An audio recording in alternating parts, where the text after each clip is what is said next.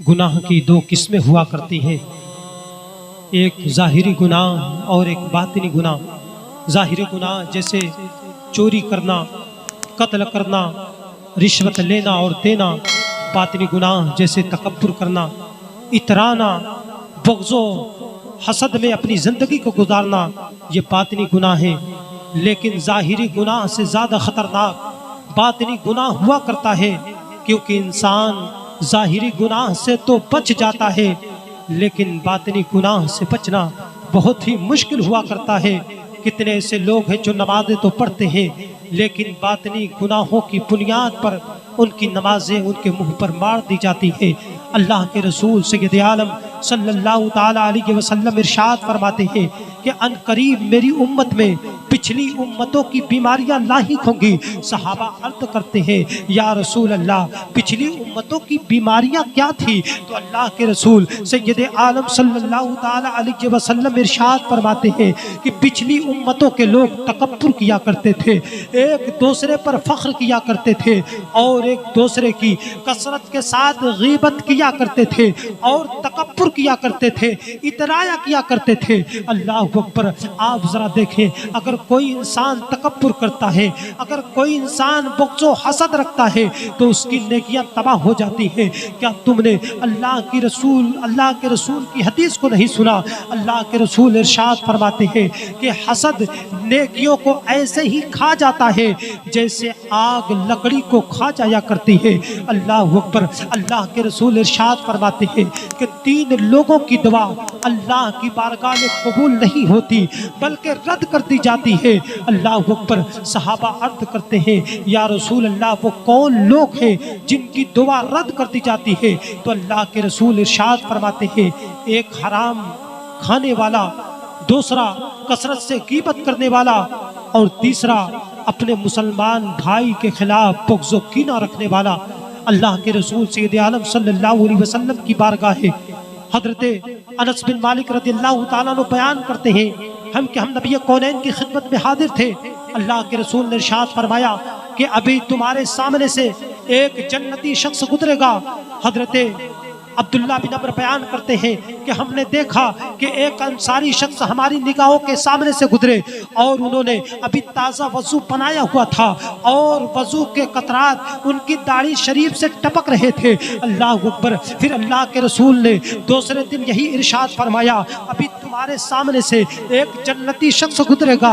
हमने दूसरे दिन भी फिर उसी अंसारी सहाबी को देखा। तीसरे दिन भी अल्लाह के रसूल ने इरशाद फरमाया, अभी तुम्हारे सामने से एक जन्नती शख्स गुजरेगा। फिर हमने देखा कि वही अंसारी सहाबी हमारी निगाहों के सामने से गुजरे और उन्होंने ताज़ा वज़ू बनाया हुआ था और उनके दाढ़ी से वज़ू के कतरात टपक रहे थे। अल्लाह अकबर। हज़रत अब्दुल्ला बिन अमर बयान करते हैं कि मैं उस अंसारी सहाबी के पास गया और मैंने कहा, मैं आपका मेहमान बनना चाहता हूँ, क्या आप मुझे अपना मेहमान बनाएंगे? क्या आप मेरी मेहमान नवाजी करेंगे? अल्लाह अकबर। वो अंसारी सहाबी अर्ज़ करते हैं, हाँ, मैं तुम्हें अपना मेहमान बनाऊंगा। चुनांचे अब्दुल्ला बिन अमर रज़ियल्लाहु ताला अन्हु उस अंसारी सहाबी के घर तशरीफ ले गए, चूँकि आपका मंशा यह था कि मैं देखूंगा कि ये कौन सा अमल करते हैं जिसकी बुनियाद पर अल्लाह के रसूल ने इन्हें जन्नती होने की बशारत अता फरमाई है। चुनांचे आप कहते हैं, एक दिन हुआ, 2 दिन हुआ, 3 दिन हुए, तीनों दिन आप ऐशा की नमाज पढ़ते हैं और फिर सो जाते हैं, फिर फजर में उठते हैं और फजर की नमाज पढ़ते हैं। आप रात में कोई लंबी चौड़ी इबादतें नहीं करते हैं, रात की तन्हाई में उठकर कोई लंबी नवाफिलें नहीं पढ़ते हैं और न तो दिन में कोई कसरत के साथ इबादतें करते हैं। चुनांचे जब 3 दिन हो गए और मैंने उनके अमल को मामूली समझा, चुनांचे मैं उनकी बारगाह में गया और मैंने कहा, मैं आपका मेहमान बनने नहीं आया था, बल्कि अल्लाह के रसूल ने आपको ये बशारत अता फरमाई थी कि फला अंसारी सहाबी जन्नती है, तो इसीलिए मैं आपकी खिदमत में आया था कि देखूं आप कौन सा नेक अमल करते हैं। लेकिन मुझे आपका अमल मामूली सा महसूस हुआ, लेकिन आप कौन सा अमल करते हैं जिसकी बुनियाद पर अल्लाह के रसूल ने आपको जन्नती होने की बशारत अता फरमाई है? तो वो सहाबी रसूल अर्ज़ करते हैं कि मैं कोई लंबी चौड़ी इबादतें तो नहीं करता, लेकिन हाँ, मेरे दिल में किसी मुसलमान के खिलाफ कोई बुग़्ज़ व कीना नहीं है। और जब मैं सुबह करता हूँ, जब मैं शाम करता हूँ, तो मेरे दिल में किसी मुसलमान भाई के खिलाफ बुग़्ज़ व कीना नहीं होता।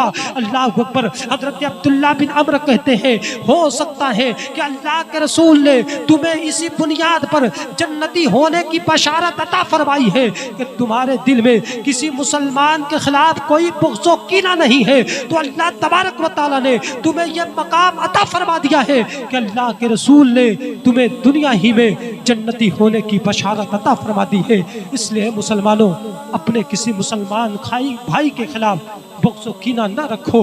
अगर तुम अपने मुसलमान भाई के ताल्लुक से अपने दिल को पाक कर लोगे तो अल्लाह तबारक व तआला तुम्हें दुनिया में भी कामयाबी अता फरमा देगा और आखिरत में भी तुम्हें ज़रूर कामयाबी अता फरमा